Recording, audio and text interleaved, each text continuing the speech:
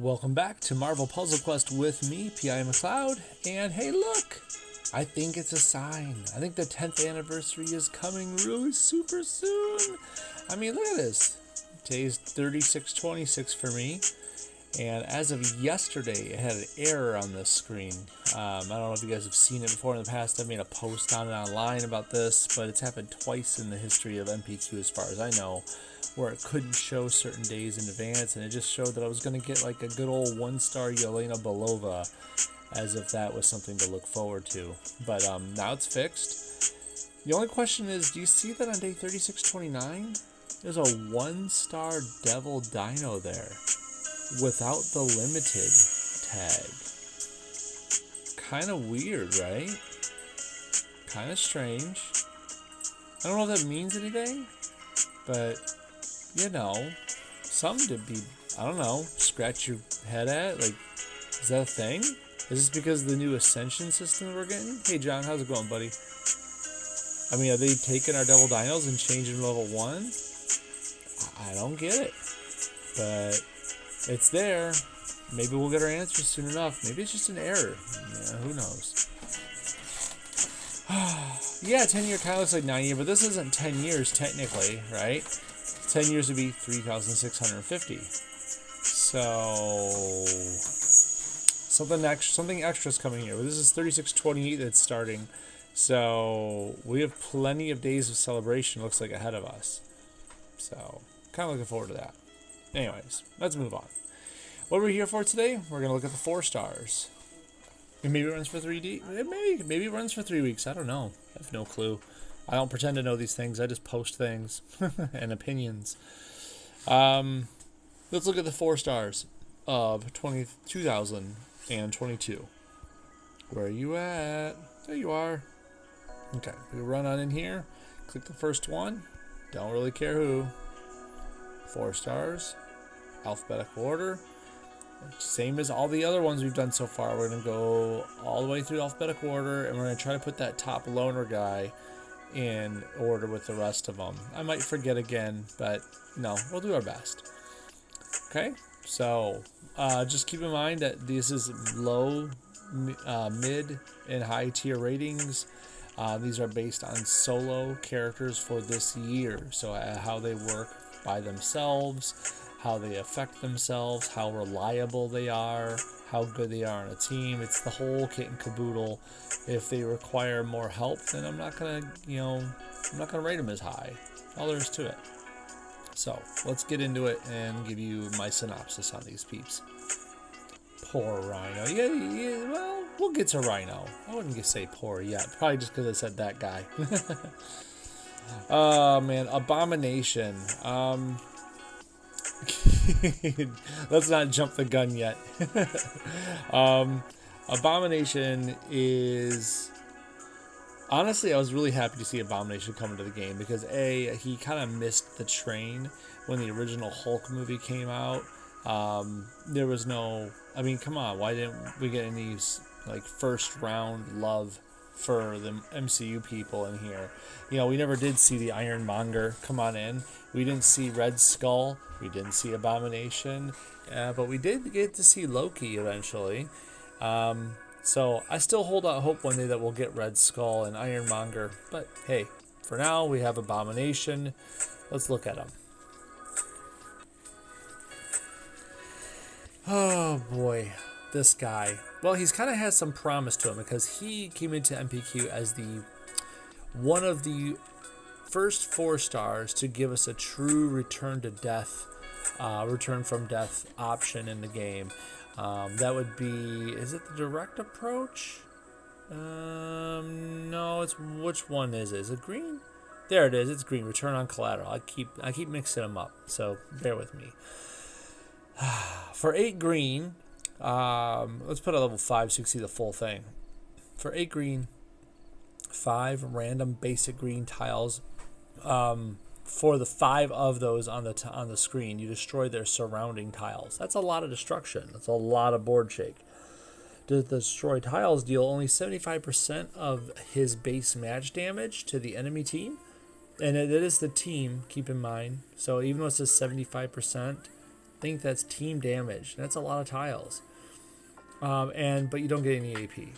For every red, strike, attack, or projectile destroyed, he gains a return point, and only up to 8 can be gained through this ability. But here's the passive, and the main reason to use him.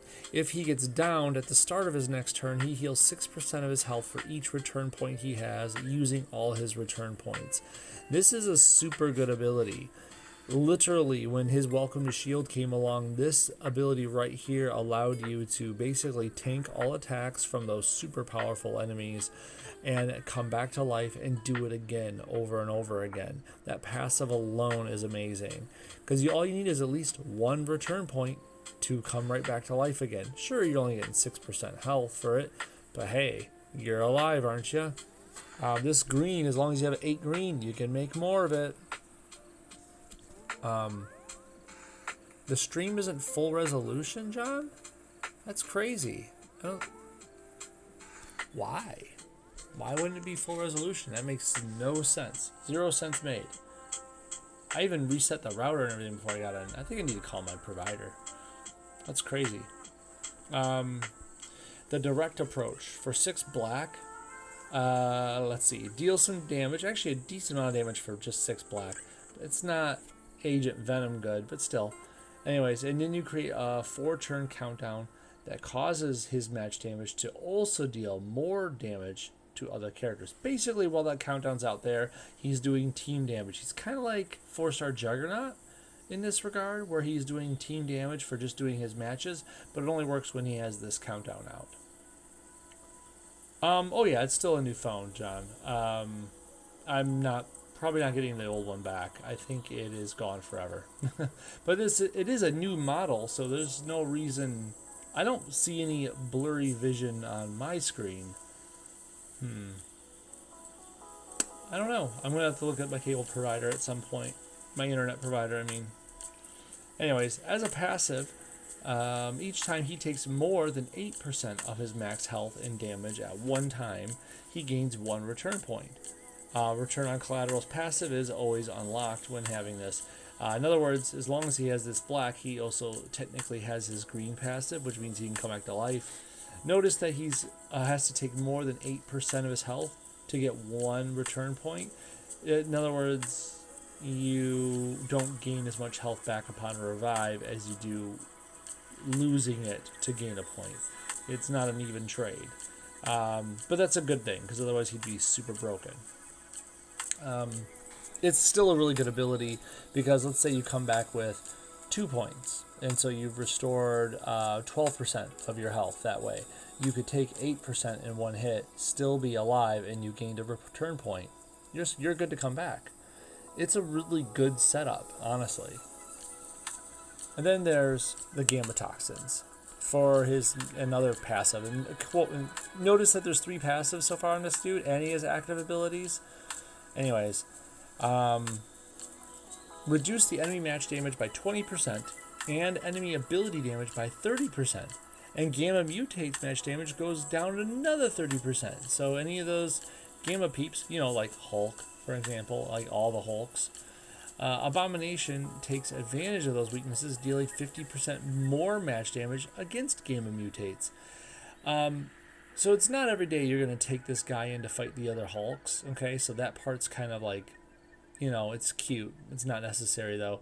It's that really nice top part. Reduce enemy match damage by 20% and enemy ability damage by 30%.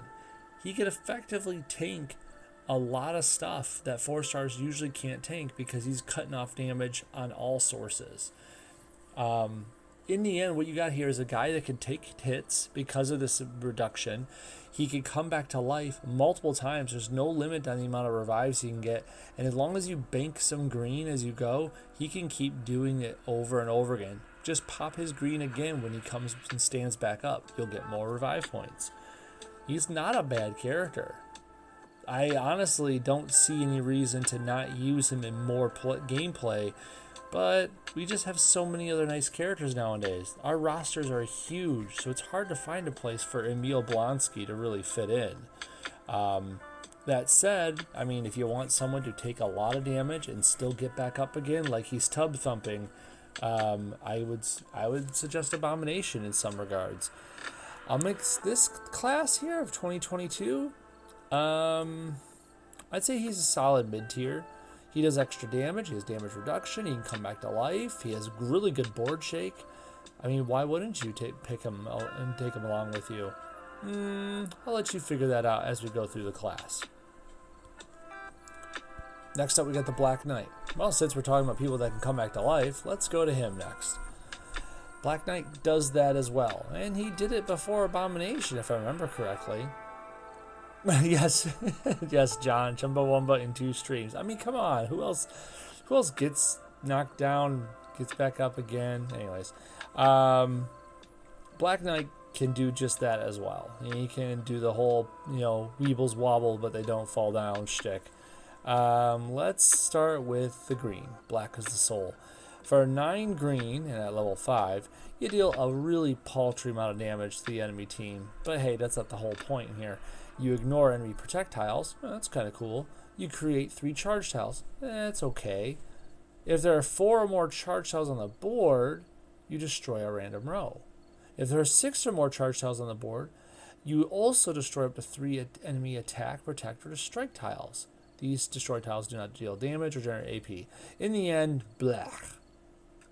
Yes, I said black. It sounds like a lot of stuff I said right there, right? But you just casted 9 green for a small amount of team damage, and you made a few charge tiles. Ignoring enemy projectiles, it's not a new shtick, okay? A lot of people can do that nowadays. But the extra flair of this ability only comes out if you have so many charge tiles on the board. This tells me this character requires charge tiles to be out there to really be effective for this green. I hate relying on other external things. I mean, especially if, they can't provide it all the time. But you'll see. Let's go forward. Then there's Nighttime. For 7 black, he deals some damage. It's actually pretty small, honestly, for this being boosted. And if 1 does not exist, you make a black 4-turn fortified, thank God, countdown tile. While it's on the board, you become Night Eternal, which, here you are. He cannot be downed. If he would be killed, his health drops down to 1 instead. Whenever a friendly countdown tile expires, restore some health and destroy 4 charge tiles. If there is no nighttime tile on the board, this power becomes nighttime, and destroy tiles deal damage but do not generate AP. In other words, it flips back to this. Okay?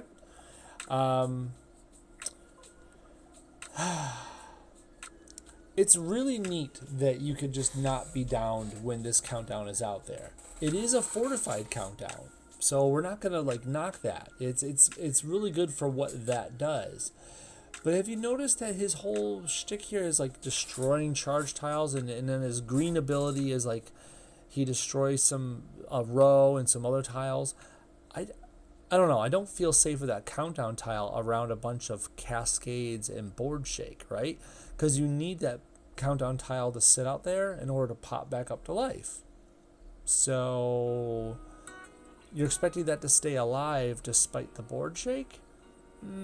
It's not 100% likely, really. Also, if you notice, his green talked about needing charge tiles to do more stuff. Well, this black needs friendly countdowns to expire to restore more health.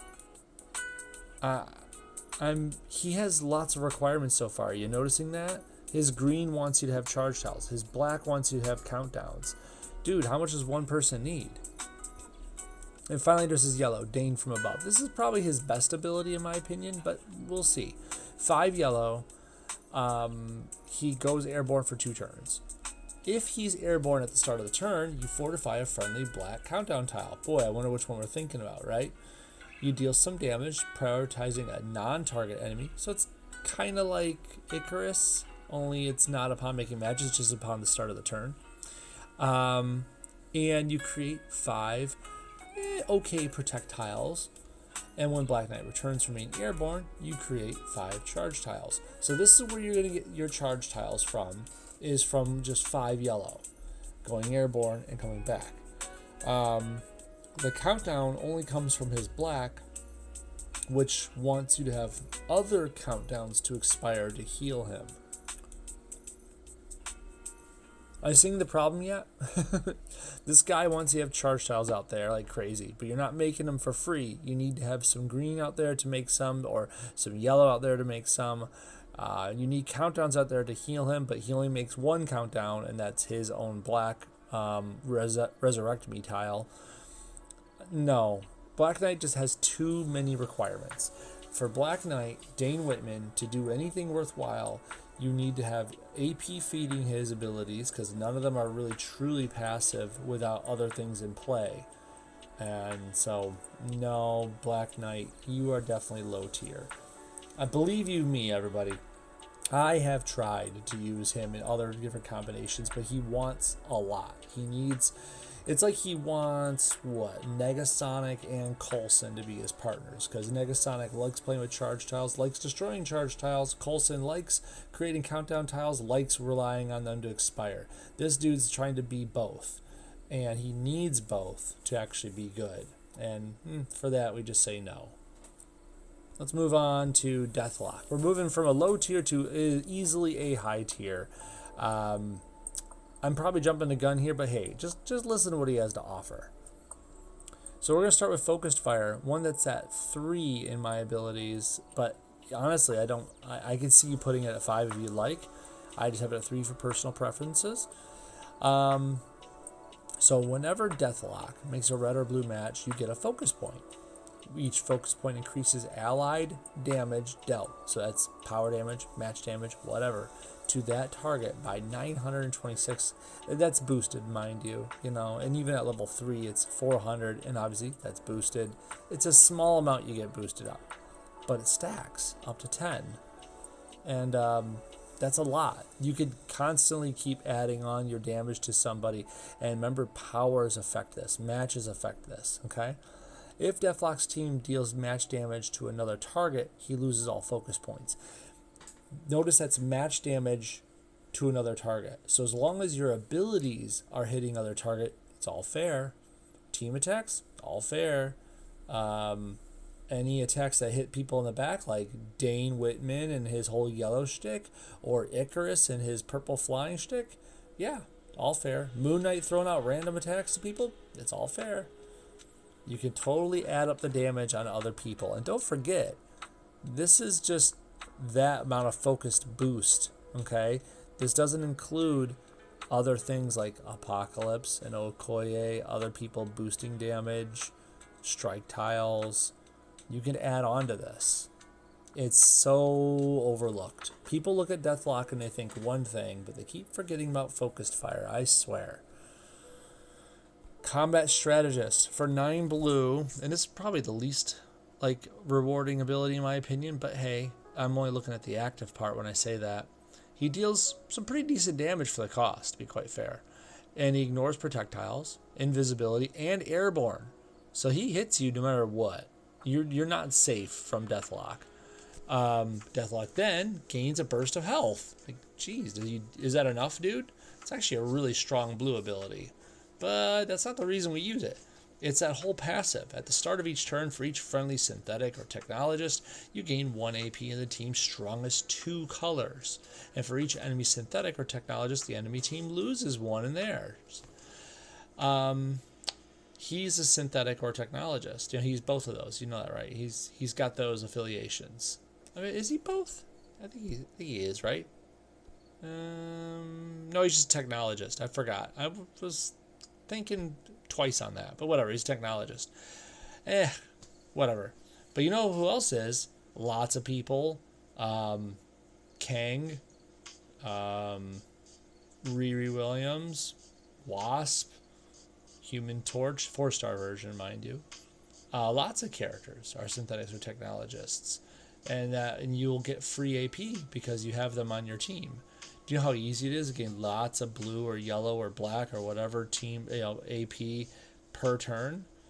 Very simple. Combat Strategist is an amazing ability, and everyone knows it. Yeah, Focused Fire isn't used that much, but Combat Strategist is, because who turns down free AP? Come on. Finally, there's Assuming Control. 7 black, Choose a black tile. You make a 5-turn fortified, thank God, countdown tile there that increases his focus points to 7. So your focus points, that red thing, already goes up to 7 points. And at the start of each turn, you deal 50% of his focus point damage bonus to all other characters, ignoring protects, invisibility, and airborne. Again, you can't escape this dude. He's going to smack you no matter where you're at. As a passive, his team takes 40% less damage from abilities that target single characters and 25% less damage from abilities that target multiples. While the AI has control, in other words, while this black countdown is out there, only he benefits from this passive. So at the very least, you're at least getting this passive for yourself. You're not without your passive. And at the same time, while that countdown's out there, you're getting all that extra damage to everyone else. There's no loss here. This is a really good ability. And honestly, I can't believe more people don't abuse this. He's super high tier, in my opinion, when it comes to 4 stars. I can't say he's better than Polaris or Karnak. He's just so much better as a support character for other people, for other teams. And all at the same time, he does a lot of good damage himself. Did you see that, Blue? Did you see how it hits them no matter what position they're in and heals him? Did you see how this thing gives him 7 of those focus points and you deal damage at the start of your turn to whoever and everyone? And of course you have passive resistances. This dude is super good. Super. Yes, you're right. The black does hurt the teammates. You are correct with that. It does that damage to all other characters. That is true. It's a small price to pay. If you see it in action, you will pay that price every time. There is so much damage output on this that it's paltry. It's totally worth it. This focused fire, by the way, it is, I don't want to say it's bugged, but let's just say it doesn't make 100% sense in my book, and it's a good thing. I say this because I use him with Okoye often. This makes allied damage dealt it adds that damage number, in this case you're seeing here 400 onto your matches and powers, right? Well, for some reason this counts as a power, so Okoye boosts that number. So now my matches are dealing damage based on Okoye's passive boosting focused fire boosted. Do you get that yet? So if Okoye is boosting things, let's just say by a nice round 2,000 per team up AP, and I got 10 team up AP, that's 20,000 extra boosts on top of just 1 focus point for 400. Yes, that means my matches are doing 20,400 extra damage. Don't ask me why it works like that. Doesn't make sense. And how Okoye's power works versus Deathlock's doesn't 100% make sense. You wouldn't think this would boost this way, but it does. I use it all the time as my challenge node killer. It goes even crazier when you use powers with it. So certain characters, which one of them's coming up. You know what? I'll explain it with the character when they come up. I'll explain it then. But Deathlock, yes, super A++++ character. He might be my favorite 4-star for this year. He does a lot of good things for your characters, and there's hard to find a negative to him. I'm going to move on, though, to Dupe. Yeah, right, John. Don't question it. Just accept. It's just one of those things that just puzzles me, because I do like to find the numbers between in the engine and figure out how it works, usually. So Dupe is crazy. Dupe comes into MPQ saying, you remember Taskmaster, how he had all those different abilities? Yeah, it's time to double down on that. Taskmaster did it for physical abilities, because that's what Taskmaster, the character, does. Dupe is more like a mirror for, or a mime, if you're a Final Fantasy fan, for special magical abilities, or well, honestly anything. Each of these 3 colors has a ton of different power options, and we're going to go through them all, but we're going to assume that you and I both already know what powers we're talking about. Just a nice light gloss over, okay? So for purple, you could choose between, let's talk about Moon Knight's Crescent Darts. Remember his green that we talked about that is pretty amazing? There's that. Plasma Barrage, Cable's green. Star Spangled Avenger, this is Captain America's red, 3-star Captain America, mind you, which still returns 10 purple AP, not 10 red. It's kind of interesting that they made sure to do that. Peacemaker, which would be Captain America's blue, but it does return 10 purple. Piercing Throw, which is Okoye's red, it does exactly what you think it would do, but it does it on a 4-star level, just like how Cable's green is at a 4-star level for dupe. It's interesting to see the powers kind of tiered down a level. Knives Out, which is Hela's red. Strike Turkey, which is kind of funny. This is actually Deadpool's purple, 3-star Deadpool that is. It's his whales. If you notice, it says, whoops, I went the wrong way. If I go down here, it talks about the whales in the text. So you got the sperm whale, humpback, orca, narwhal. Level 1 is a different text. I've played it before just to see, and unfortunately it doesn't do it. I was hoping it was a different animation for a 1 cover dupe, 1 cover purple dupe. But look at that. This is not just for balls. Dupe pulls the bowling balls from somewhere on the enemy, drop them, blah blah blah. If Deadpool points are spent, Dupe will demolish the enemy team with a splitting strike. I've run his purple. It doesn't do anything different. I kind of wish it would, just to see a different animation. But anyways, makes me wonder why they didn't copy that text for the rest of his stuff though. Why did they go straight Deadpool? Anyways. Not Just a Phase, which is Kitty's purple repeater tile that likes to eat things, which is pretty good, honestly. It does make a 2-turn fortified repeater tile. It's the 4-star Kate Pride version, so not 5-star Kitty, okay? So don't get confused on that. And then finally, and Dupe Aid, which is the Hood, 3-star the Hood, his blue passive, so you could passively steal AP. And finally, there's America Chavez's red. So this is a nice pass that increases your passive match damage. It's honestly really fun. There's a lot of different ways you could play dupe by mix and matching these abilities, but you can only choose 1 purple. So before you choose, make sure you go on to the next color and build it out in your head. For the yellows, you have Recovery. So this is what was it? 4-star Wolverines. Yeah, X-Force Wolverines yellow recovery ability. Dupe Might is based on Rhino, which we'll talk more about later. It's his one of his active abilities, which has a really nice passive. Look at that passive there. When an enemy tile is matched or destroyed, you deal damage and jump to the front. That's good stuff. Yeet, which is 4-star She-Hulk's red ability. I think it's the red. I'm pretty sure it's the red ability. It's pretty strong, honestly, but we'll move on. We'll talk to it later. Repulsor Punch, which is the 4-star Hulkbuster's red. Leading the Charge, which is Rogue's passive yellow ability. Unstoppable, which is 4-star Juggernaut's. Is it the? Yeah, it's the red. It's the red ability. I had to think about that for a second.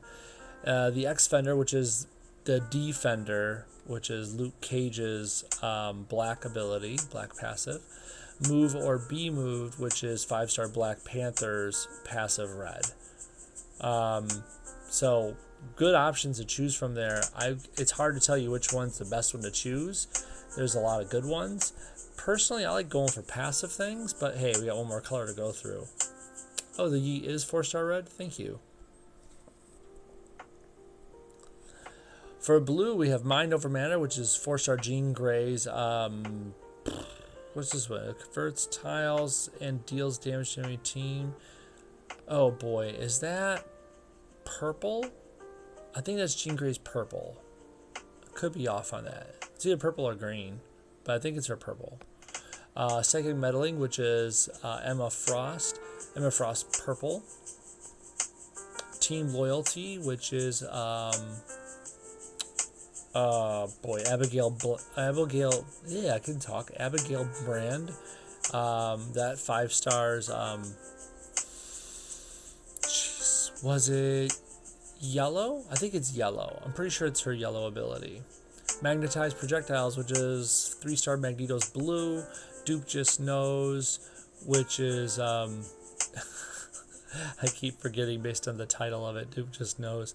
It's 5-star Professor X's black passive. Particle Accelerator, which is Polaris's Polaris's purple? I feel like it's the purple. Well, feel free to quote me on it or not, but I feel like it's the purple. I could be wrong though. Jean Grey's purple. Yes, called it right. Thank you, John. Okay, so I'm just going off my memory on these, so don't shoot me if I'm wrong, but I'm trying. Anyways, as you can see here from my build, I do like to do stuff like this, not just a phase. Leading the charge for yellow, which leading the charge is the rogue one, where he jumps in front as long as someone matches a blue, purple, or yellow. And Particle Accelerator, which puts tiles on the board. So not just a phase, a Particle Accelerator, a little bit of Polaris and Kate Pride action. Leading the charge is super fun for that as well, because I get to tank more damage. I also think it's fun with Dupe Might, because then you can actually like punish them a little bit more and put out enemy and friendly tiles. Both builds work really well for me. You could also do fun things like put out Punch Everyone, so he has passive increases in damage, match damage, and then like put out, I think Dupe Might is still a good one for it, or Unstoppable, because then your match damage goes up even more. Yes, that does work. I've tested that thoroughly. And then you could do stuff like Dupe Just Knows, so now you have a bunch more passive resistance going on into fights.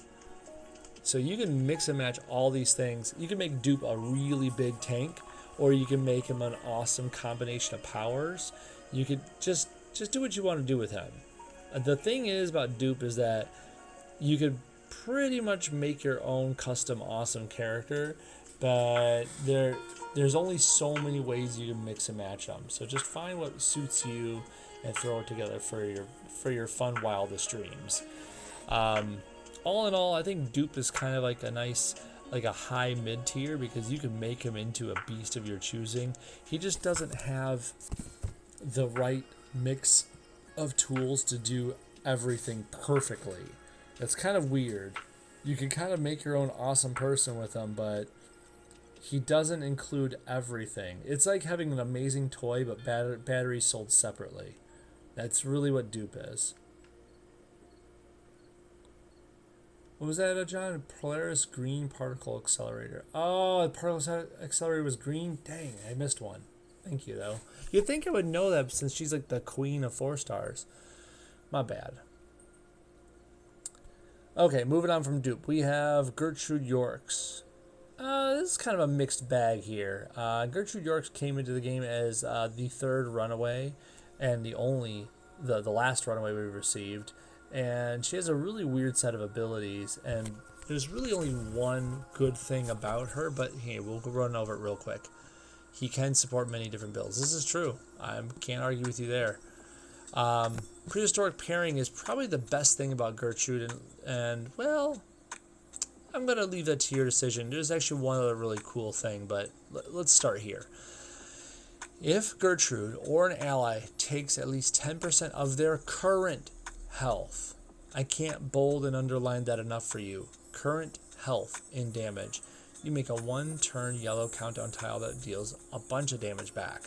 Then you get to improve a friendly strike, protect, or attack tile by a certain amount for every runaway on the team. That's secondary. Who cares? Current health? you do know your current health is almost always gradually going down in this game, right? I mean, if you're fighting enemies, and you most likely are for this game, your health is going down, which means it's easier to hit that 10% threshold. With every turn that passes, and every match that passes, that threshold is easier and easier to hit. And this works for you or any ally. So in other words, if a team hit hits you and does 10% to all 3 of your peoples, including Gertrude, that's 3 different countdowns going out. This is boostable. Throw out your Okoye, your Apocalypse, any strike tiles, focus fire, you get the point. This is a really good ability. It's super easy to make 1-turn countdowns with Gertrude Yorks and take advantage of them. Clever Claws is probably the best trap ability in the entire game. Yes, I said that even after we talked about Arcade last week. Arcade does things passively where she doesn't, but hey, look at this. 7 purple, choose 5 basic tiles to become traps. If they're matched or destroyed by the enemy, they deal damage, plus extra damage if there's another runaway on the team. Choose? You can choose where they go? Do you know how easy it is to sit there on 7 purple or more, wait for a match 4 to show its face, and then put every single trap on that row? You know the computer has to match it. They have to match that row. That's how the computer AI works. You're basically just telling them, hey, you're going to take, in this case, 6,700 times 5 damage right now, because I said so. It's easily the best trap ability in the game because you're forcing the computer to do it. You just got to wait for a match 4 to set up. Heck, set up the match 4 for them. If you can see a match 4 that you can set, put your traps down, set it, let them die. An amazing ability. And finally, there's Dino Strike, easily the stinker of the group. For 8 red, you deal some damage, plus more for each strike, protect or attack, combined that you have more of than the enemy. It's complicated math for no reason, to be quite fair. Then create 3 more strength, blah, blah, blah, strike tiles. It's okay. I don't think it's worth your time to really invest into Dino Strike. There's a lot of reds that could do something similar and probably get more bang for your buck. It's all about that yellow and that purple.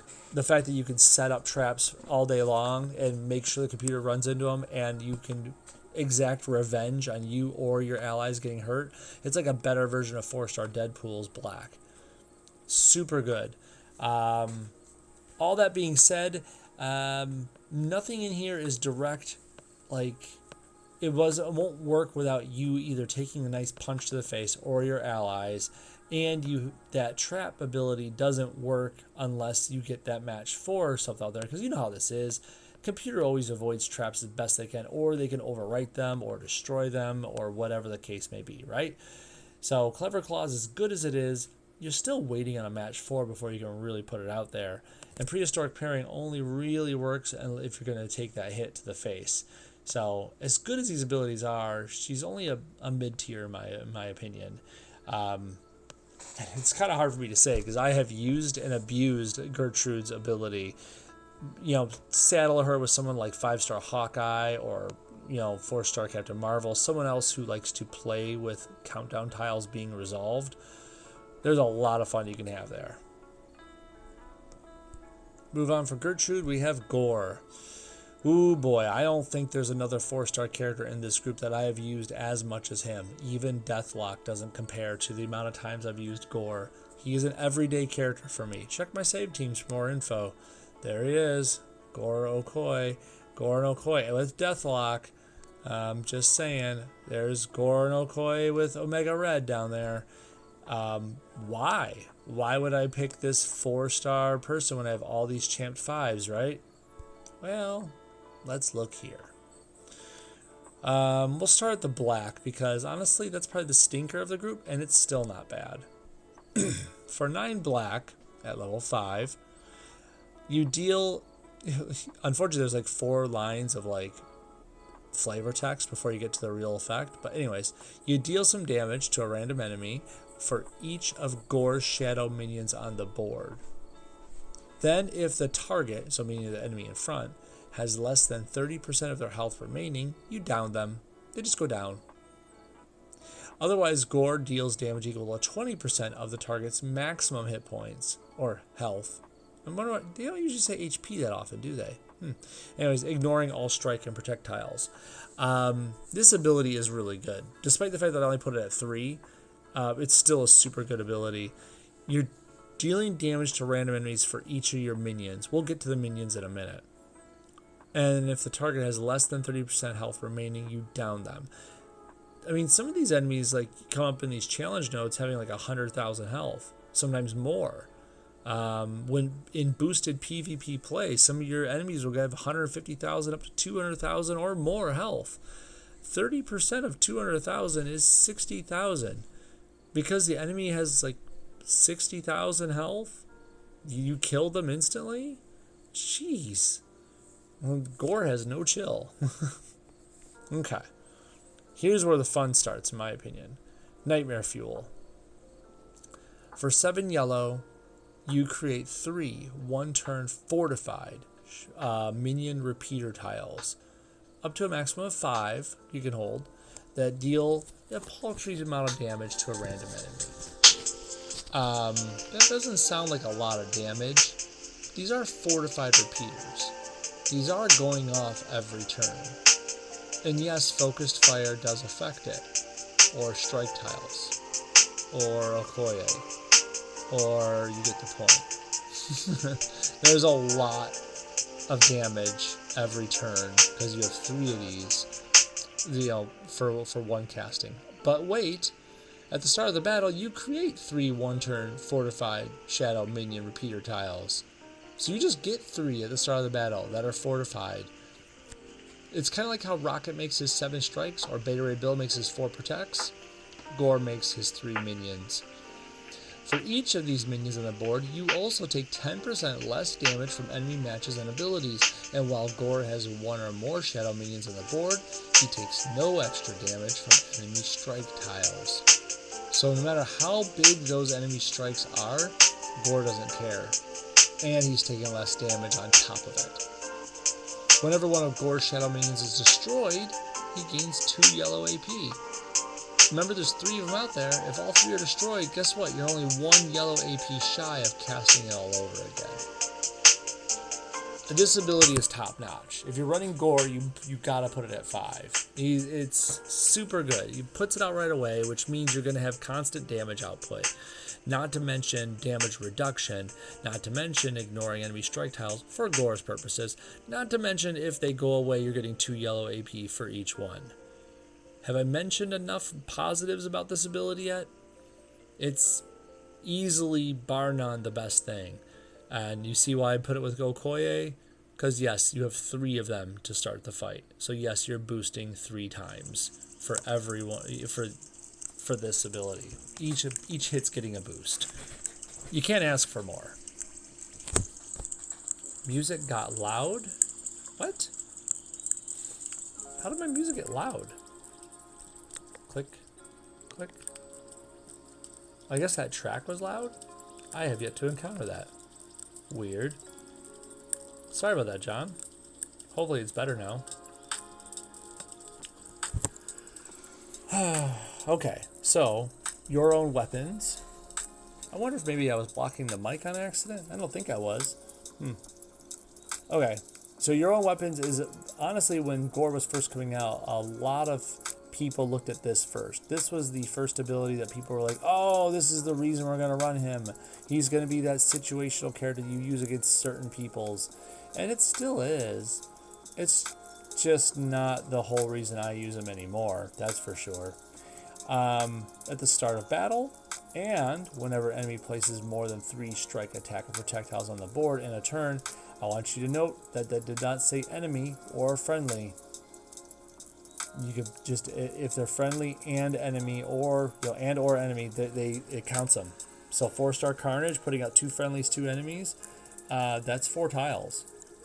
Anyways, at the start of the turn, Gore converts all new enemy tiles of those types into basics, dealing damage per tile and increasing his match damage by that total evenly divided amongst his tile strengths. So yes, if 4 tiles get converted, it's 4 times that number and then divide that amongst the 6 colors. Then Gore creates a 2-turn countdown tile which deals damage equal to 3 times that converted total match. It's louder than usual? It's so weird. I guess I can go down a notch. Let's see how that treats it. I don't want to lose the music completely though, so let me know. Anyways, this ability is super amazingly fun. Let's talk 4-star rocket. Yep, you don't get no strikes at the start. How about 5-star Beta Ray Bill? Nope, you don't get protects at the start of the fight. Nope. How about if you kill 2 of those annoying ninjas, and you know how they leave those 3 attack tiles behind? If you kill 2 of them, that's 6 attack tiles. Yep, they're gone. You got to kill them like in the same turn. Just, you know, putting that out there. There's just plenty of examples. Obviously, 4-star Carnage falls for this all the time, meaning you'll eat the 2 enemy attack tiles, but leave the friendlies and still do the damage. If a sentry, like one of the, God, I can't think of the name right now. The Ultron sentries happens to drop 4 or more tiles and during their turn, yep, Gore kicks in. So, anyways, it's an amazing ability. Kicks in more often than you would ever believe, and it's super fun when it does. This character is easily top tier in my opinion. He comes in ready to fight with these guys. Yes, it's doing paltry damage, but he also is getting mad resistance while he has it out there, and it's feeding his yellow AP. He's also controlling enemies from spamming too much on the board. Polaris hates this guy with every fiber of her being. And then if someone gets anywhere close to kissing death, he could just smite them. Just gone, just because he feels like it, or he has enough black AP. He's doesn't really have too many weaknesses I could think of, if at all. I don't know if he's Polaris level good, but he is a Polaris killer. Like the fact that Polaris could only make so many tiles per turn. If she goes and makes just a 2-turn cascade creating extra tiles, Gore will butcher her. It's amazing. And not to mention all the match damage increase he'd get from it. Poof. God. He is super good at what he does, which is, well, you know, obliterating people for thinking they have a lot of strength with their tiles. Okay, so what I was saying earlier, I want to double down on this real quick. This team right here, my Okoye, Deathlock, and Gore team, the big deal with them is that Gore's tiles pick up the focus power of Deathlock and the bonus of Okoye all together. So that's every turn. Every turn, each one of Gore's minions is smacking someone at the beginning of the turn for boosted, focused damage. Make sense?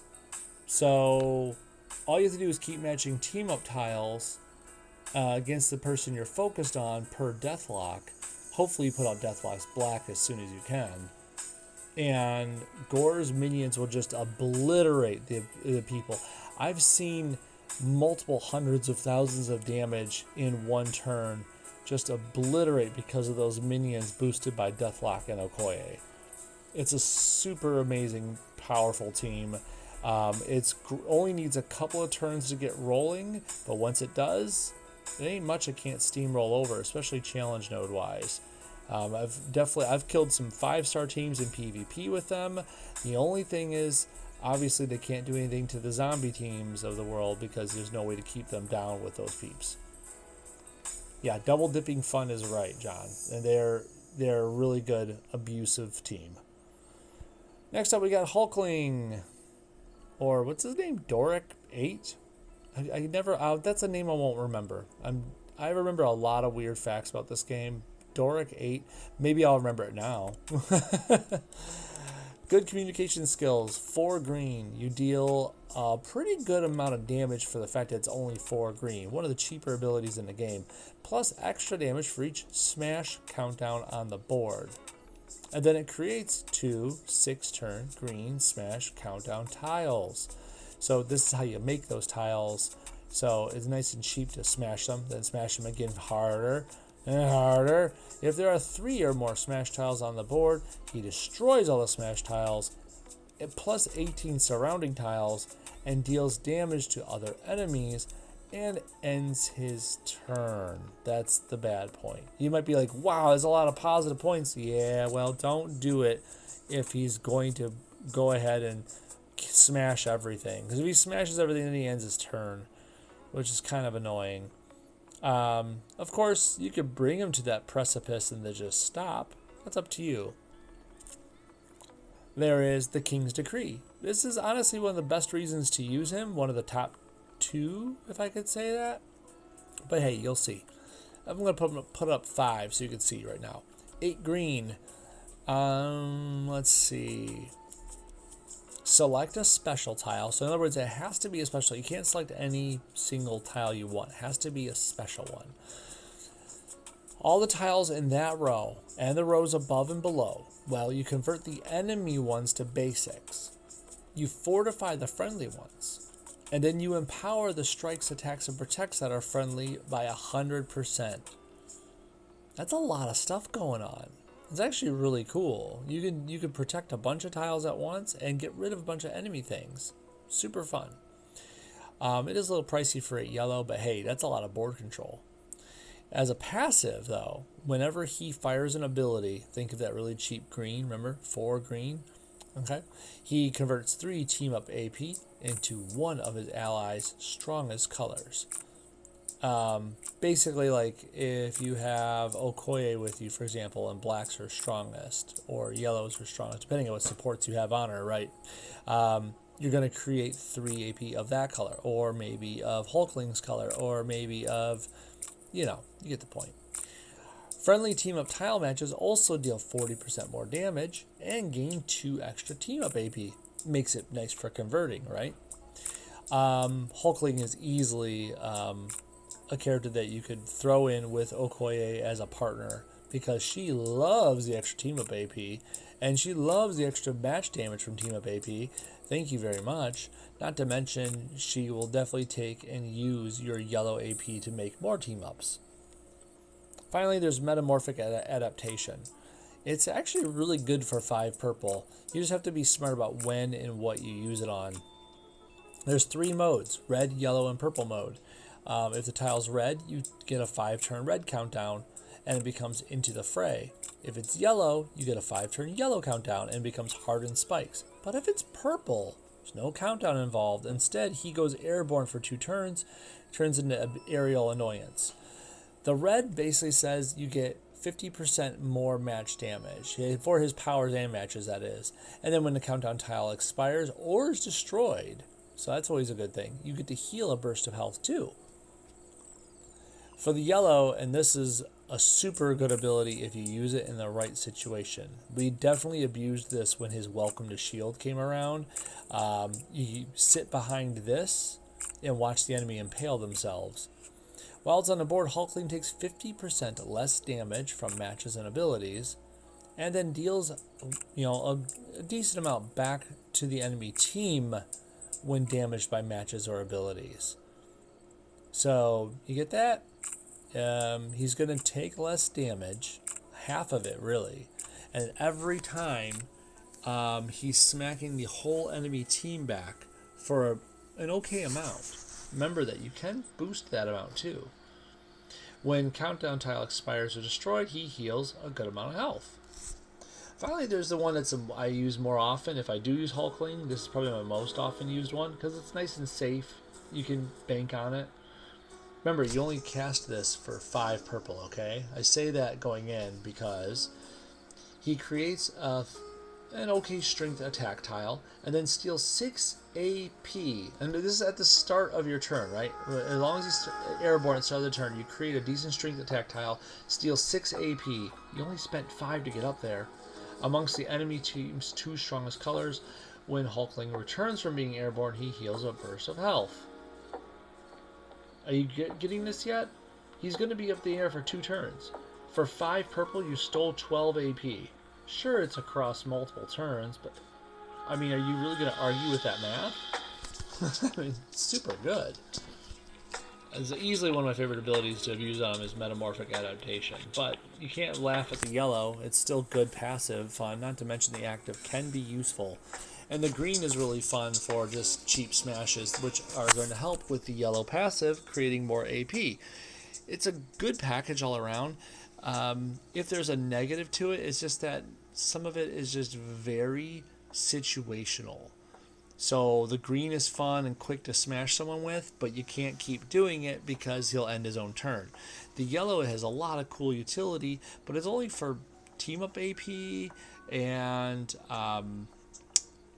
it helps special tiles and hurts the enemy special tiles. This is assuming that they're using those, right? And then finally, Metamorphic Adaptation is one of those things that you have to be smart about. You have to be strategic about. Are you going to use it for extra match damage? Are you going to use it to protect from upcoming annoyances? Or are you going to use it just to steal AP from the enemy so they can't use them? But remember, if he's airborne, you're not using his other 2 passives, are you? You aren't using his passive abilities at all. So Hulkling is one of those persons that you have to think about when you use them. And for that, I rate him only mid-tier, because as good as his abilities are, you can't just go in and just click buttons and hope to win. You have to have a plan going in. Unless Elsa shoots him down. Well, yeah, that's a rare occurrence, John, but yes. I mean, if we're going to go that route, Deathlock could just blast him out of the sky too, right? Moving on from Hulkling, we have Melinda May. Melinda May is one of those people that I still continue to forget about, and it's not because she's not good. It's just because at this point in the game, I've already have other characters that in mind that do certain similar things to Melinda May, just on a different level. And it's nothing to say bad about her. Honestly, I probably should use her more often, but I probably don't give her enough of a fair shake. And but let's go through her abilities, and you can tell me. Melinda's red, Sure Shot, costs a little bit. It's 8 red, but you get to choose 4 basic or enemy special tiles. You deal damage and destroy those tiles. If all the chosen tiles are the same color, you deal more damage instead. This is an underwhelming ability to me. Even at level 5, you can only destroy 4 tiles, and the damage boost that you get for choosing all the same color isn't that big of a boost.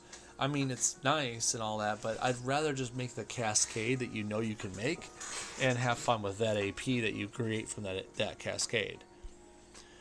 But here's the other 2 abilities, which are the whole reasons you use her. Calculated Strike for 5 blue, stun the target for 3 turns. Are you kidding me? 3-star Spider-Man is screaming his head off at this one. He uses 5 blue and he gets a 1-turn stun. If you have up to 3 webs out there, he can get a 3-turn stun.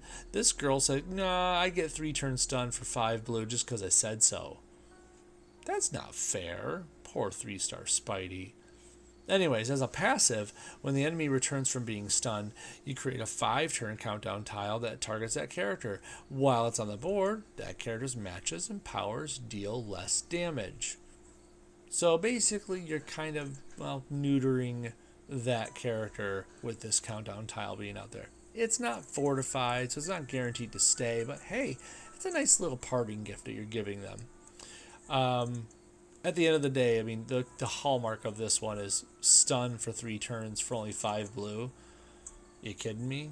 That's super awesome. It's remember how Bishop can make blue tiles hand over fist? I mean, just saying. And then finally, there's shield training.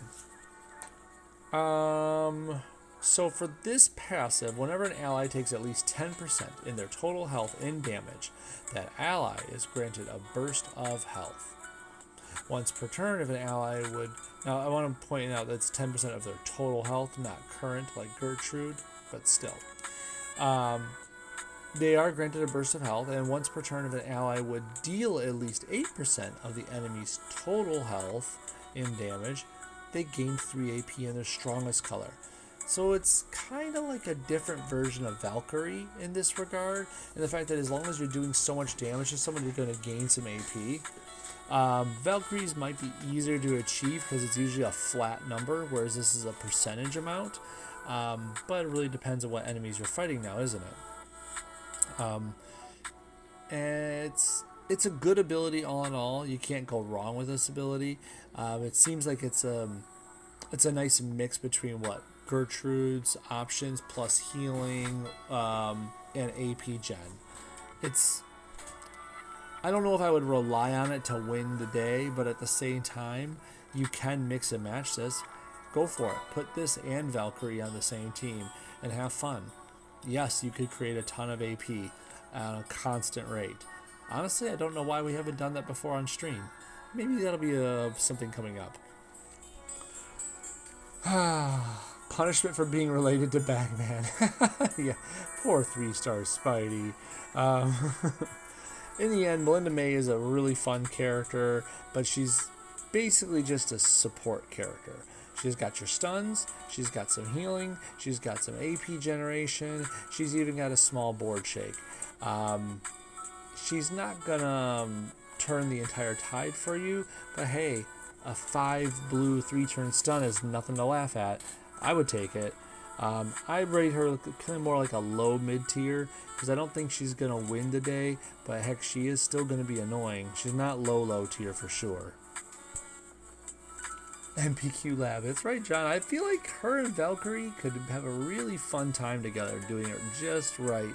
I need someone to abuse with that. We'll think about it. Gotta figure out who that third would be.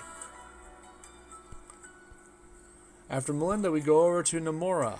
You guys might notice from my polls sessions, I have Nomura favorited more often than any other 4-star. And it's not because I like Nomura, it's because she feeds Okoye. And Okoye is kind of magical, right? Anyways. See, she's still favorited. Can't help it. I like Okoye covers. Nomura came out on the cusp of this whole Wakanda Forever movie. And I didn't know much about her at first, but then I saw the movie, and let's say I still know the MPQ version better than the movie version. Nothing to say that the movie version was bad. I just play a lot more MPQ and more Nomura favoriting than anything else. To start, her red, cut once, is 8, which is a little overpriced in my opinion, but it does deal good damage for 8. I mean, we just come off of Melinda May, right? Melinda May's damage is 8 red, but nowhere near close to that number. So, you can't really knock Nomura on that. She's got good damage for her red. And then you get to regain 5 red AP if you down the target with it. That's ridiculous. So, you just need 3 more red and you're ready to swing that spear again. As a passive, her match and ability damage is increased by 6% for each blue basic tile on the board. So it's kind of like a water thing. You know, like the more water you got out there, the stronger she is. This can be really awesome. It can be really annoying. Because if the blue tiles get scarce, well, there goes your tank. Favored, not used. Yes, this is true. No obstacles. For 8 green, you deal some okay damage, but it's to the enemy team, and then you destroy 4 enemy projectiles. And you might be wondering, well, why? Well, here's that passive. Her match and ability damage is increased by 6% for each enemy projectile destroyed or matched by allies. Yes, this passive does mix with this passive. And notice that there's no caps. I mean, this one has a cap up to 8, but well, up to 10 at level 5. But point is, this one doesn't have a cap. I mean, except for how many blue tiles you have out there. So, I mean, you can get a lot of extra match damage out of this if you do it right. Problem is, it's fickle. You have to count on the enemies having projectiles and count on there being a good flush blue board. Finally, there's the Empire's Might. For 6 purple, you create 4 red, green, or purple trap tiles. When one of her traps is matched, you deal some damage, ignore protects, and steal 2 AP in the tile's color, and convert a random basic tile to blue. It's not bad. It's just... Okay, so when one of her trap tiles is matched, that means anyone can match it. You or the enemy can match it. That's not bad. But still, they can be overwritten, they can be destroyed. There's other ways to get around this. You can have some good fun with it, and the fact that the stealing 2 AP in the tile's color, that's always a nice touch, because this is red, green, and purple we're talking about, hence the 3 colors she's using, and hence, not to mention, her red can generate 5 upon killing someone. There's definitely good potential here in this character to be a 4-star tank or legend. But if you're in 5-star land at all, like you're peaking, maybe you're just your big toe is in 5-star land, okay? You're just getting into it. You're probably already past Nomura.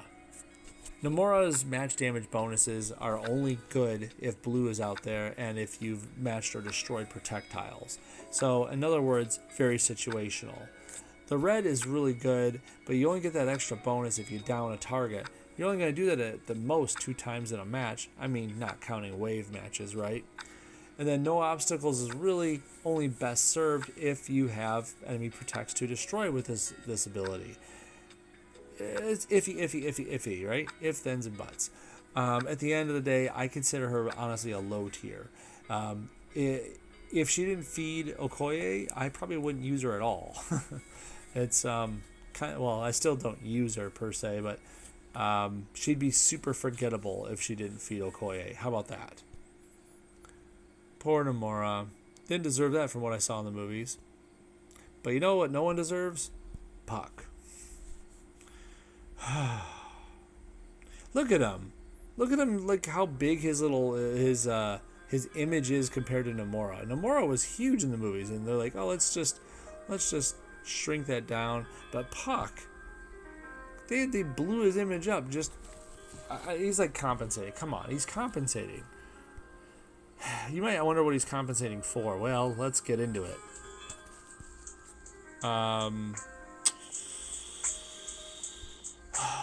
Oh boy. First off, there's Slap Shot. 6 red. You deal damage. It's okay. It might be one of his better things. If there are 2 or more friendly black projectiles on the board, you also stun the target for 1 turn. Can I repeat that there has to be 2 or more friendly black projectiles? Not 1 projectile, not a black projectile of any type. Has to be 2 friendly black projectiles. That lets you stun the target for a turn. For 6 red. You remember how Thing can do this for just a little more red AP but doesn't really care, you know, how many protects are out there? There's other characters that do similar things for less requirements. Just throwing that out there. Then there's Spin to Win. You want to talk about requirements? 8 green.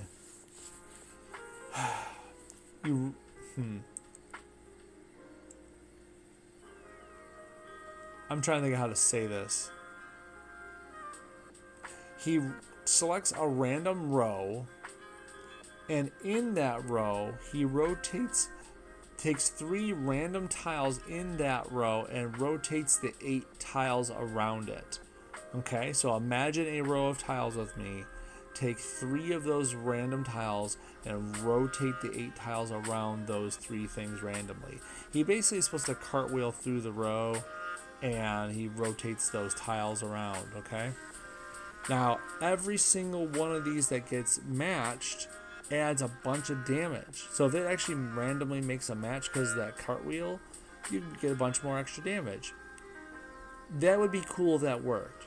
I can't tell you how many times on this stream that I'm hosting here alone that we have seen the Spin to Win hit and no damage has come of it. Well, outside of match damage.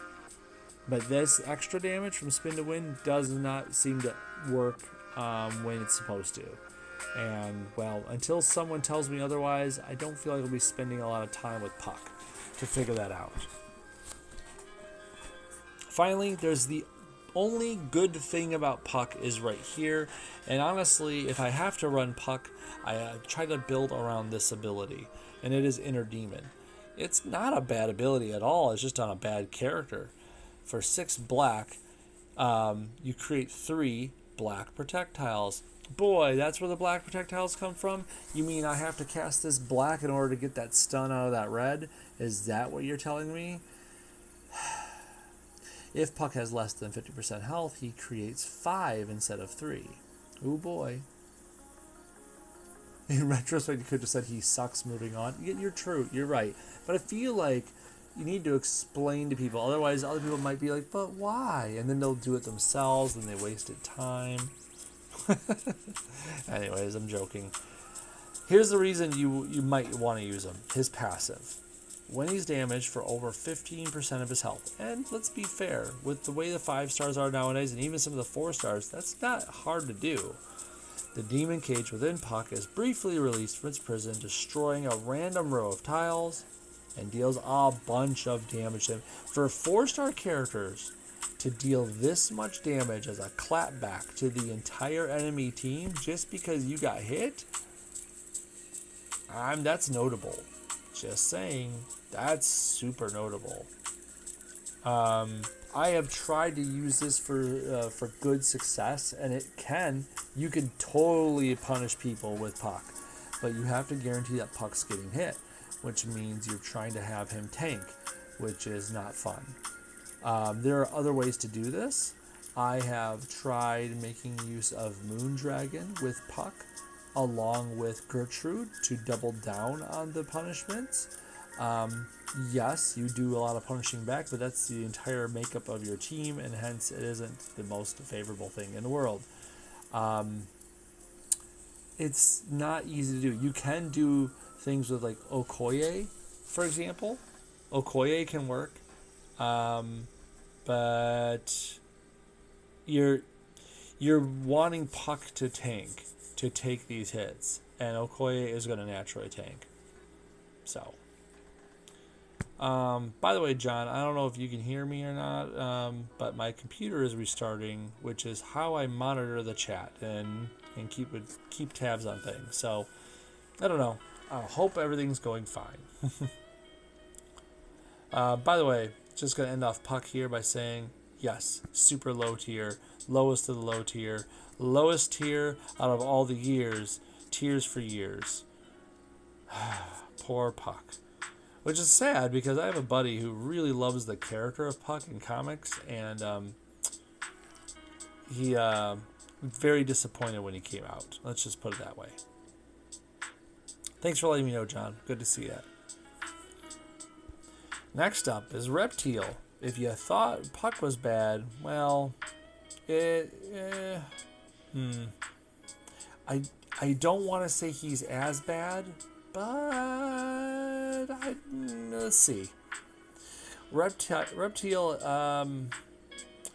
has this fun little shtick, and we'll start with the green so we can show it off, where for 8 green, he destroys 6 random tiles and turns into he turns into this Quetzalcoatlus. Am I saying it right? I'm not sure if I'm saying it right. In here, I'm gonna log into my computer real quick. Yes, I have a password. Yes, I protect my stuff. There we go. And he stays in this Quetzalcoatlus form for 5 turns. Okay. While he's in this form, he does 80% more damage, and whenever he makes a match or uses an ability, he does half of that damage to 2 other random characters, with a 15% chance to actually hit an ally. This is where they lose me. You have a chance to hit your ally with your collateral damage? I mean, Jugs doesn't do that. What? This is dumb. Why would you do this? Anyways, if he damages his allies 2 or more times in this way, he turns to human form early, and he is stunned for a turn. So, he has a chance of hurting your allies and then stunning himself. I can't make this up. Like, it's it's not good character building. Let's just put it at that. Then there's this red. For 6 red, you deal some damage. You convert a random basic red tile into a pretty good strike tile for what it's worth. If he's in the Quetzalcoatlus form, you fortify the tile and you gets 50% stronger. Don't forget that you're going to do that team damage stuff again too. So that's fun, in those respects. And then finally, there's the yellow. I might have to look at this chat here in a second. My computer is finally pulling it all up again. There you go. Who's that? Hey, if he hits Puck for 15% or Gertrude for 10%. I mean, you're not wrong, but I don't know if... Would he actually do that much? I guess it would depend on what he's doing. Anyways. For 5 yellow, you make a big old protect tile. It's actually pretty decent for 5 yellow. If he's in a Quetzalcoatlus form, it's fortified and empowered by 50%. He takes 10% less damage and deals 10% more damage for each Avenger on his team, and supernatural allies will deal 25% more damage with matches and abilities. This might make you want to think right off the rip, if you're someone who likes to strategize, like, whoa, what if I team them up with, like, Wanda or something like that? Someone who's got that supernatural buff going on there. Don't worry, it's not worth it. 25% is sounds nice, but at the end of the day, you could put someone more reliable on your team than Reptile and reap a lot more rewards than this 25% would actually yield you. Just saying, like for example, throw Melinda May in there. Okay, she doesn't have any supernatural or Avenger wording on her, but at the same time, can I repeat 3 turn stun for 5 blue? That's already better than anything Reptile just did.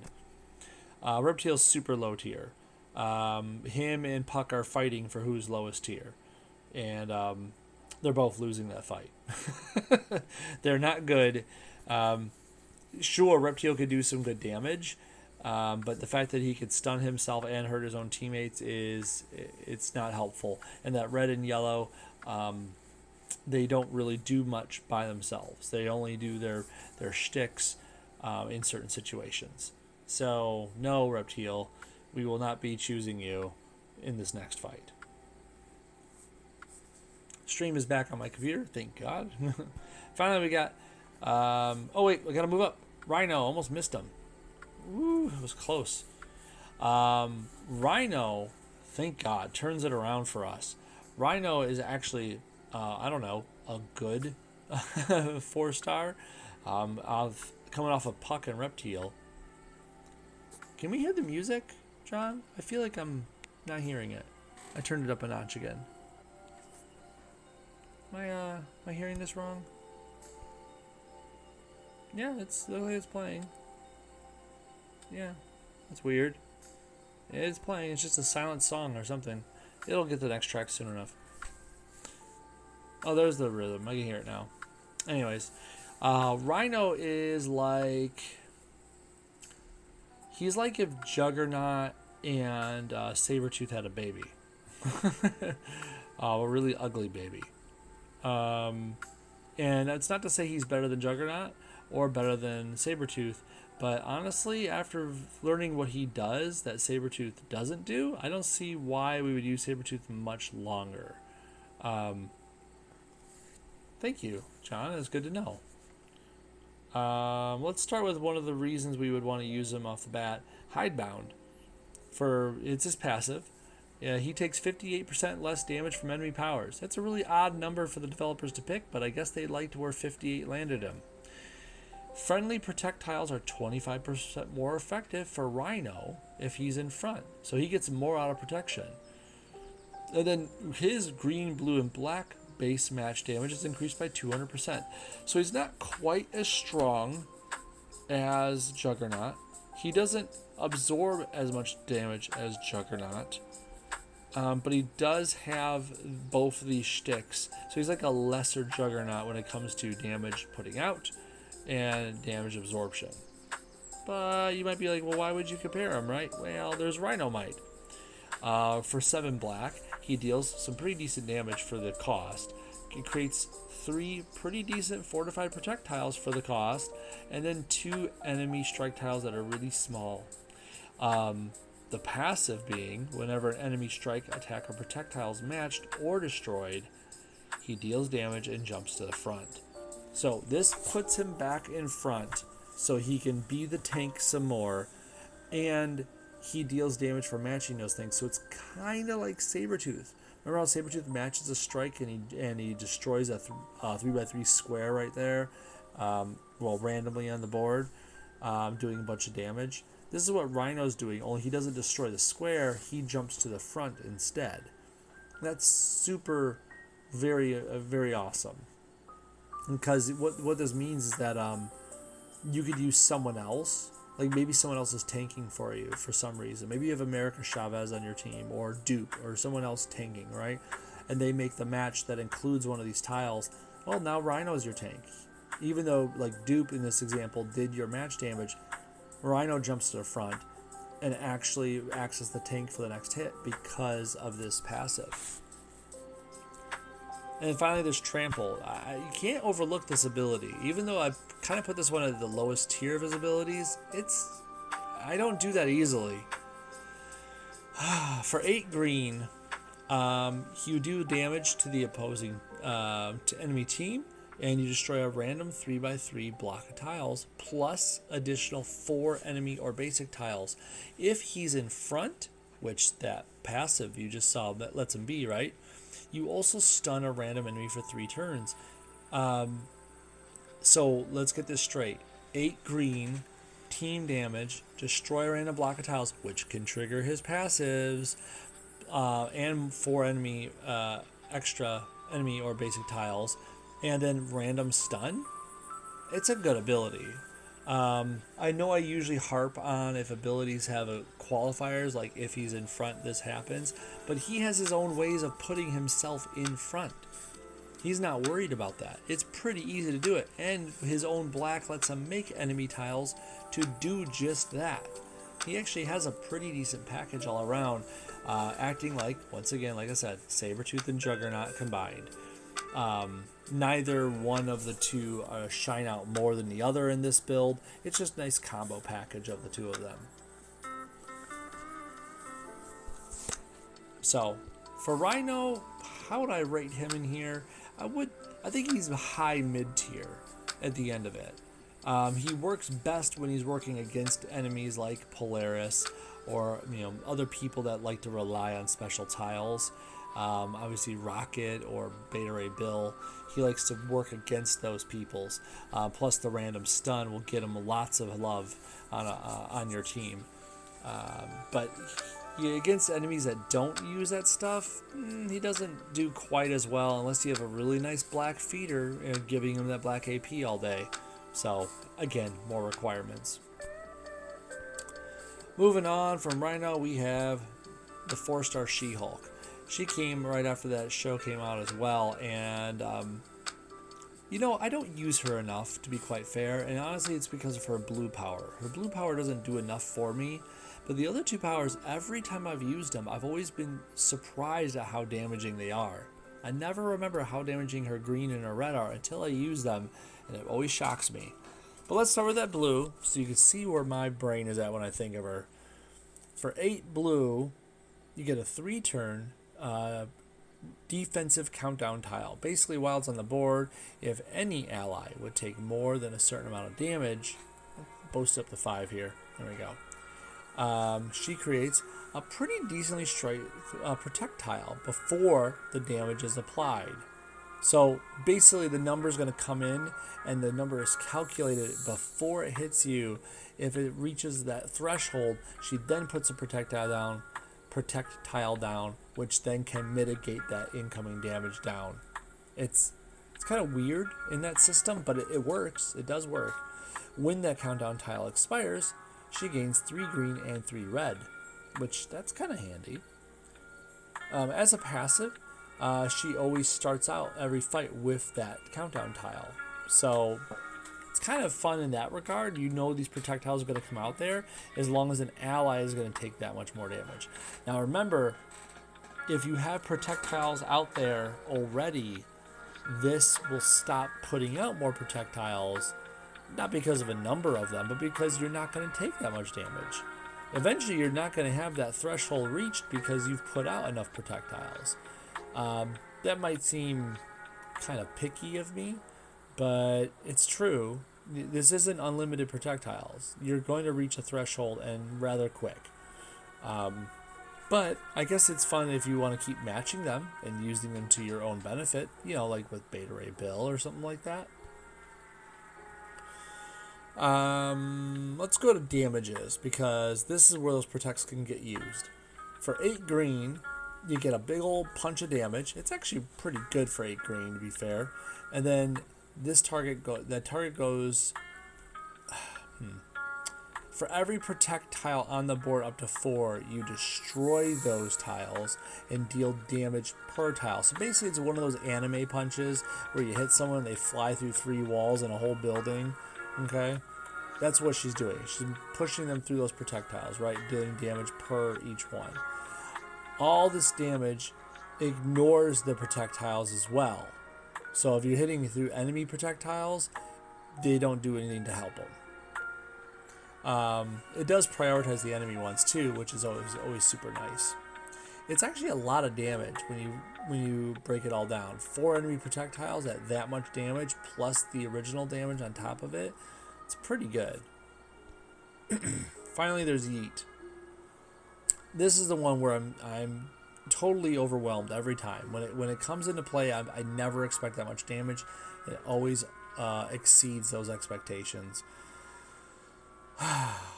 She deals a good amount of damage for the 9 red cost. It's a decent amount of damage, I should say, to the enemy. And then more damage to the enemy team. Both are increased by 14% for every red AP over 9, consuming the additional AP. So in other words, it's kind of like Hulkbuster's red, where all the or 5-star Emma Frost's red, either way, where all the red is used to empower this thing, but it's 14% for every extra red over 9.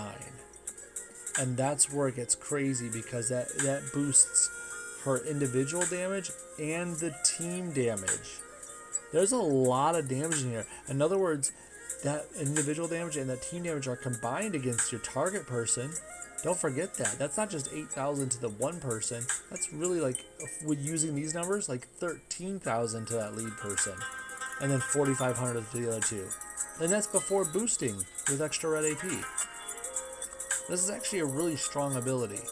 You just need to have 9 red AP to get it to use.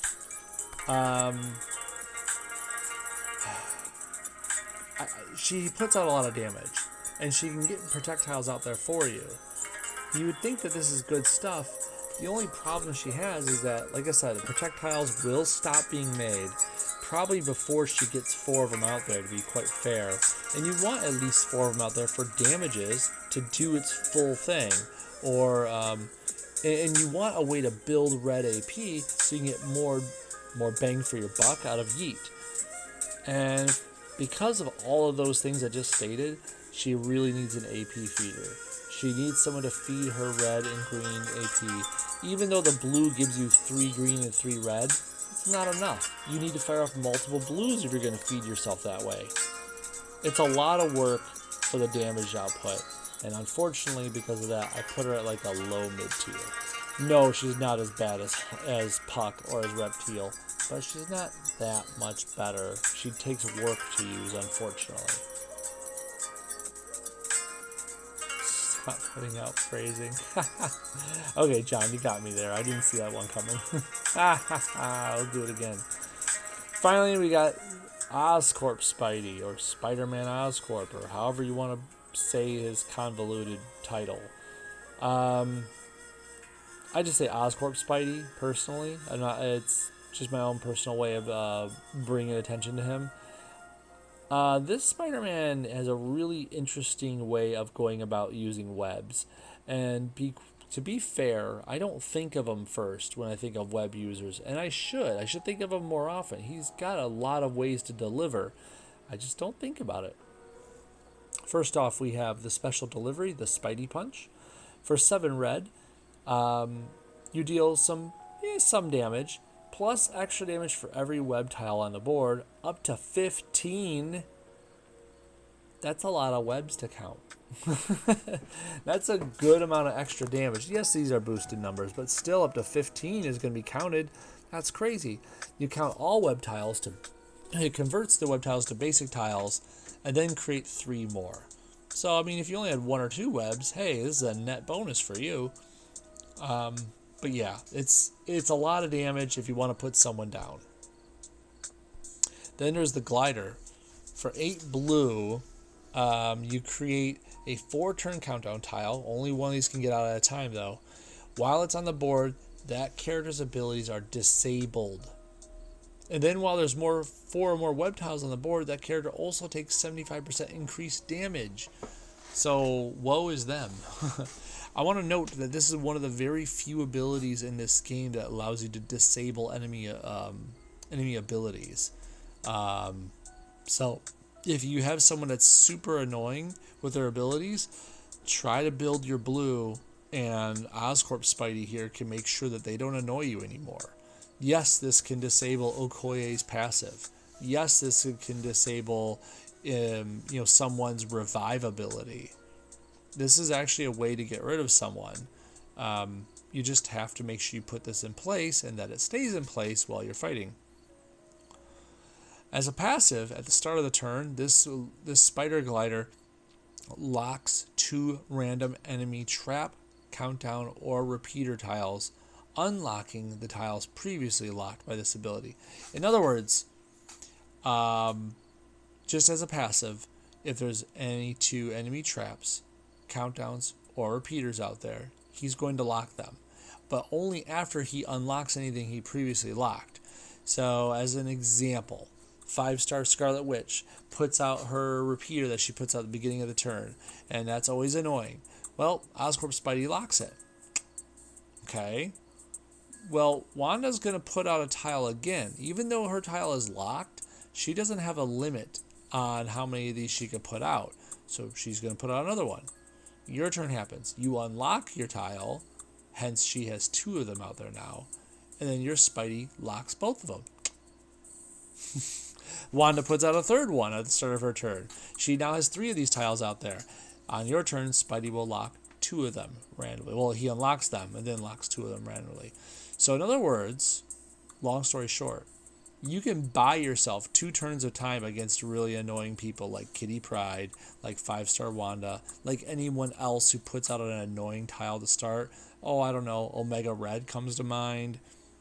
There's plenty of people this is useful against, and it buys you turns at the beginning of the match, giving you usually enough time to do something to, I don't know, thwart them, disable them, stun them, something. It's overlooked quite often. You're making this too easy. Okay, John, I guess I'm putting out my own special show for you here. Yeah, you're going to use that too. Anyways, Oscorp's Egg Bombs for 6 purple.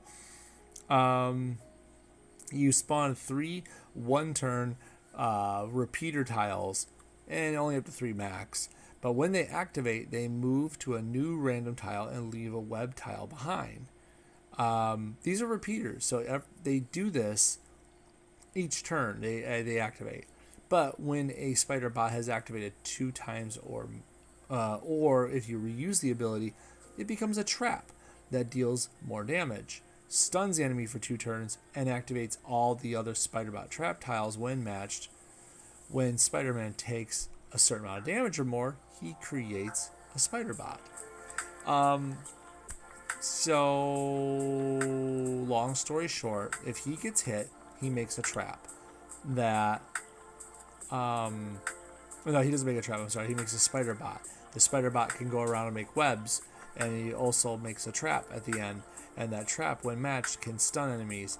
You can effectively, with enough purple or enough being hits in the face, you can start stunning people left and right, and you barely worked for it. Not to mention, this is how he makes his webs.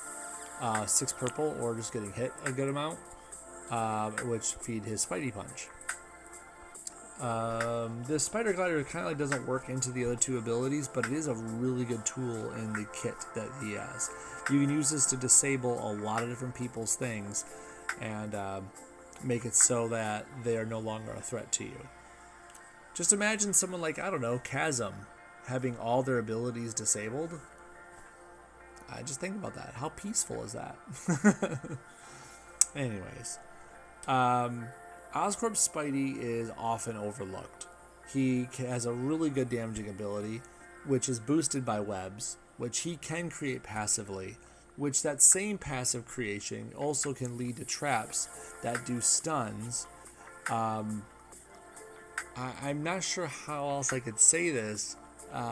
He's got such a unique build across the board that you have to give him some credit for having these options to deal with all the different layers of enemies you're going to fight in this game. There's a ton of different villains and heroes throughout this game, and this Spidey right here, because of the ability to disable and stun in one character, you're pretty much able to fight most anything with this character.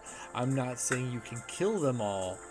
I'm just saying with 4-star Oscorp Spidey, you have a chance.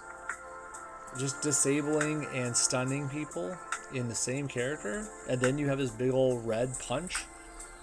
It's not bad. I mean, you have 2 other characters working with them. You should make it work. I'd rate him only mid-tier, and the only reason I say that is because you do have to think a little bit with it. You can't just rely on him to do it all himself. You have to use a little bit of forethought when using his blue ability, when using his spider bots, when matching your traps. Think about who you're using these things on. But he can get a lot of the jobs done. You just have to do it right. Placing tiles, maybe? I'm sorry, I guess I missed the implication of that, John. And that is all the 4-stars for 2022. We went through all of them. There's a lot of interesting people this time around. There are a couple of really big stinkers, Puck, Reptile, but everyone else, you could find some sort of way to use them. Black Knight might be a little hard. Namora is not the easiest one to throw into your team, but most of these characters deserve a fair shake. You can build an amazing set of teams just with these people alone. Some annoying teams at that. Okay, John. Thank you. Okay, well, that's it for me for this. That was the 4-stars of 2022. We're really close to 2023's a year coming on up here, and I can't wait to go over what's coming up next. I mean, this resupply's got me hyped. I don't know what's coming, but we do know that Champions 2.0 is on the horizon, and with this sort of shield resupply looking me in the face, are we close? Is it coming soon? Are we getting the patch? Is it happening? Whew. Okay. Thanks for watching. Thanks for joining me, John. Have a good night. See you guys.